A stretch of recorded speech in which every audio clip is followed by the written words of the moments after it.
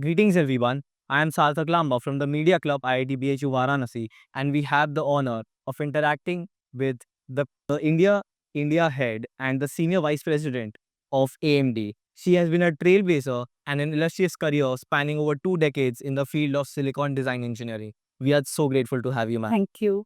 Very I'm happy to be here.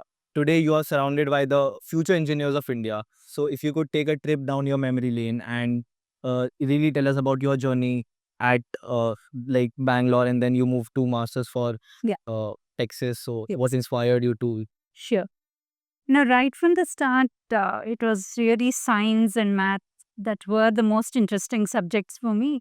So it was a natural choice to get into engineering. Although there was a bit of a confusion in between whether it should be medical or engineering. But to me, engineering was always about problem solving and, making a difference to the world in my own way.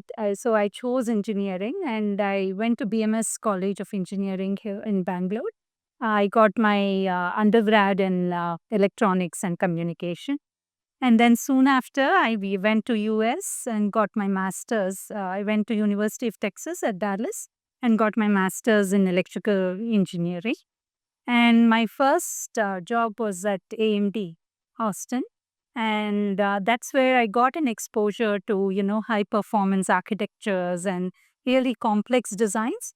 And after about a couple years in AMD, I moved to Mentor Graphics, where I was part of the consulting group within Mentor. And that kind of gave me an experience of working with various companies, various tool sets in different environments. And of course, it was like a roller coaster ride. And after 4 years of doing that, I wanted to get back to a product company. So I kind of went to Analog Devices, where I worked on DSP codes and associates.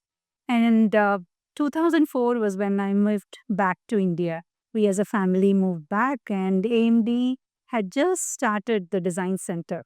So I've been part of AMD the last 20 years now, since 2005. Uh, and when I joined, I was probably we had less than 50 people at AMD India. Yes. And today we are about almost 10,000 engineers. In a phenomenal journey to strategize the growth of the center, to kind of plan the hiring, to plan the training, and also to get the skill sets needed to excel in the region. Yes. So you have seen this semiconductor industry grow from the very grassroots. Yes. If you could recall that spanning over like maybe 30, 40 years ago, and considering the state of the industry today, what notable changes and transformations that you can recall? No, it's the huge transformation. When I started with the semiconductor industry, it was an obscure field that not many people were even aware. And it was hard for me to explain to my own family what I really do at work. Uh, they were like, okay, are you IT? Are you software?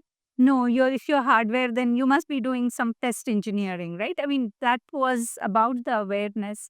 And compared to that, which was more than 30 years ago, to today, where semiconductors or chips are pervasive, right? I mean, everybody now talks about supply chain issues, everybody talks about chip design and then achieving. There are so many countries wanting to achieve self reliance in chip design because that is considered kind of the gold So of the source of power. Absolutely. So it's a huge transformation that I myself have witnessed. And today I don't have to struggle to explain what I do. I think that's yeah. And AMD too, right? I mean, even about 10 years ago when I was visiting a part of an event with the government, I would exchange cards and people would be like, what is AMD? I mean, what do you guys do?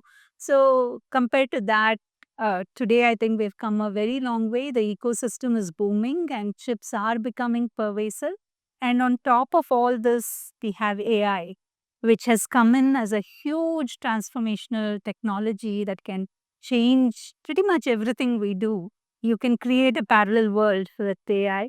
So it's this huge potential and, of course, opportunities for everybody in this field. yeah, ma'am, as you said about artificial intelligence and machine learning, a lot of companies are now releasing their quantum chips and quantum computing and moving towards quantum bits, and new states of matter are being discovered. So, what do you think? What do you foresee about the direction of this industry in the maybe next decade or 2 decades or so?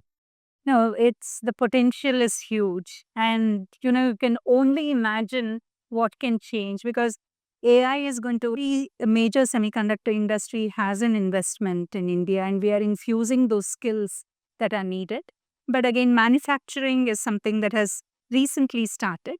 It's going to take some time, but the pace of progress is huge. I'm very impressed with that. And the government policies are extremely conducive for the growth. So it has a huge potential. And in general, if you look at geopolitical conditions or even the supply chain, it's time to rebalance some of that. So India has a potential as a new player in the ecosystem. And what advice would you give to a young engineer who's trying to grab his foothold in this highly competitive and cutting edge industry? And we have great engineers from across the world.